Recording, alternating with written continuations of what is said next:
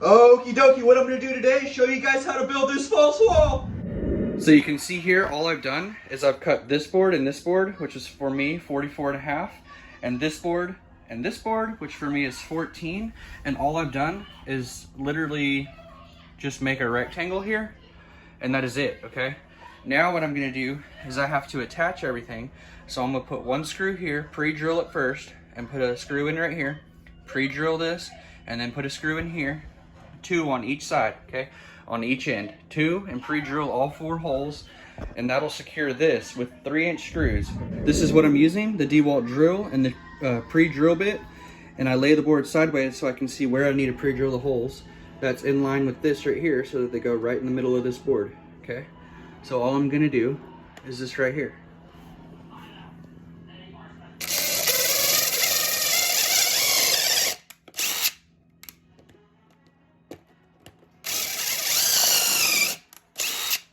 Same thing over here.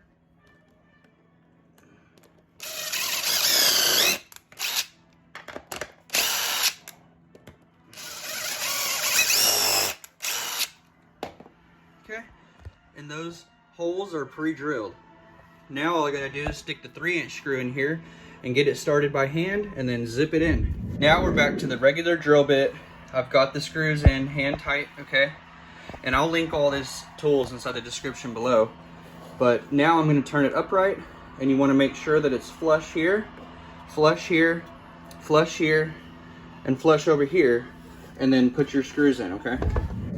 Now you can see I've put that wall in place, and it is tight. I hammered it in with a little rubber hammer, which you could just use a regular hammer. It's not gonna make much of a difference. And I've just placed it right where it goes, and in your case, it might go on the floor, or it might go who knows where. But in my case, I have these cabinets built. Hey, somebody comment on the birthday girl. She had a birthday yesterday, and she's my helper today. She's working in the kitchen, and I'm working on the kitchen. So anyway, I've tapped it in, and it's all the way to the ceiling, very tight. You can see there's no nails into the ceiling, and there's no nails into this yet.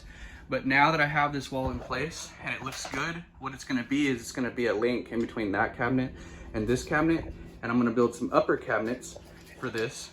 And basically, I'm not gonna do anything else. If this is more than 16 inches, which in my case, it's only 14 inches, so it's only necessary to have 2. But if it was, let's say, 20 inches or longer, you would want to board every 16 inches all the way on your false wall. You can do this false wall, this non-load bearing wall, in any way, any length. There's many different ways you can do it, but this is basically how it's done right here. Yes. What I'm going to be doing now is I'm going to be putting screws in right here, one right here, and one right here into a solid board, okay? You want to tie the wall to the other wall, or the wall to the floor, or whatever. And if you're doing it into a concrete floor, you're going to need special screws for that.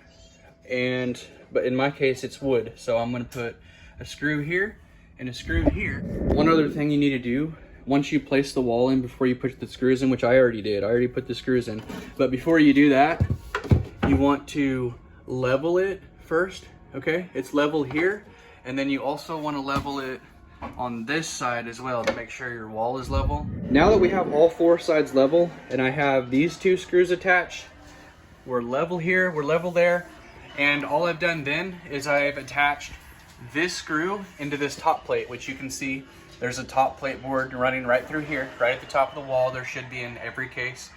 But I pre-drilled a hole and attached it into that top plate, okay? That way this is very solid, very secure, and this is attached here, so it's attached here, there, and this place. The ceiling joist was not in this space, so what I'm going to do is attach. Now you could go up in the attic and put a brace board in between the rafters so that you have something to screw that into so it's solid, but in my case there's no need for me to do that because I'm going to be attaching this wall also to that cabinet. So once I tie it to that cabinet, which is secured here and there, it will secure this corner very solid as well. If this video was helpful in any way, go ahead and like it, subscribe to the channel if you like home improvement videos, and we'll see you next time.